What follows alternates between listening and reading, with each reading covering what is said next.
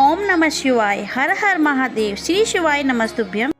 हर हर महादेव। आइए प्रिय भक्तों, आज हम जानते हैं कि वट सावित्री व्रत 26 मई को मनेगा या 27 मई को।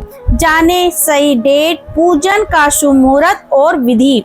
तो चलिए जानते हैं इस वीडियो के माध्यम से। इस बार वट सावित्री व्रत 26 मई को मनाया जाएगा। वट सावित्री व्रत पर सुहागिनें अपने पति की लंबी उम्र की कामना करते हुए व्रत रखती हैं। वट सावित्री व्रत के दिन अगर शुभ मुहूर्त पर वट वृक्ष की पूजा की जाए तो वैवाहिक जीवन में सुख, शांति और समृद्धि का वास होता है। प्रिय भक्तों, अखंड सौभाग्य प्रदान करने वाला वट सावित्री व्रत 26 मई सोमवार को है। इस दिन ज्येष्ठ माह के कृष्ण पक्ष की अमावस्या तिथि है। बड़ा व्रत माना जाता है। आइए जानते हैं कि वट सावित्री व्रत का शुभ मुहूर्त और पूजन विधि क्या है। इस दिन 10 अमावस्या का भी योग बन रहा है।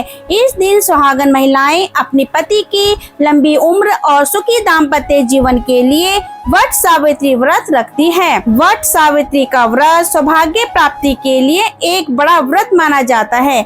आइए जानते हैं कि वट सावित्री व्रत का शुभ मुहूर्त और पूजन विधि क्या है। तो चलिए जानते हैं। वट सावित्री व्रत का शुभ मुहूर्त। हिंदू पंचांग के अनुसार वट सावित्री व्रत ज्येष्ठ माह के कृष्ण पक्ष की अमावस्या तिथि को मनाई जाती है। इस बार अमावस्या तिथि की शुरुआत 26 मई को दोपहर 12:11 पर होगी। इसका समापन 27 मई को सुबह 8:31 पर होगा। उदया तिथि के अनुसार वट सावित्री व्रत इस बार 26 मई को ही रखा जाएगा। चलिए दोस्तों, अब जान लेते हैं वट सावित्री व्रत की पूजन विधि कैसे होगी। वट वृक्ष के नीचे सावित्री, सत्यवान और यमराज की मूर्ति स्थापित करें। आप चाहें तो इनकी पूजा मानसिक रूप से भी कर सकते हैं। वट वृक्ष की जड़ में जल डालें, फूल, धूप और मिठाई से पूजा करें। कच्चा सूत लेकर वट वृक्ष की परिक्रमा करते जाएं, सूत तने में लपेटते जाएं। इसके बाद 7 बार परिक्रमा करें। हाथ में भीगा चना लेकर सावित्री सत्यवान की कथा सुने। फिर भीगा चना, कुछ धन और वस्त्र अपनी सास को देकर उनका आशीर्वाद ले। वट वृक्ष की कोपल खाकर उपवास समाप्त करें। आइए दोस्तों, साथ ही जान लेते हैं इस व्रत में क्यों होती है बरगद की पूजा। वट वृक्ष बरगद एक देव वृक्ष माना जाता है। ब्रह्मा, विष्णु, महेश और सावित्री भी वट वृक्ष में रहते हैं। प्रलय के अंत में श्री कृष्ण भी इसी वृक्ष के पत्ते पर प्रकट हुए थे। श्री कृष्ण भी इसी वृक्ष के पत्ते पर प्रकट हुए थे। तुलसीदास ने वट वृक्ष को तीर्थराज का छत्र कहा है।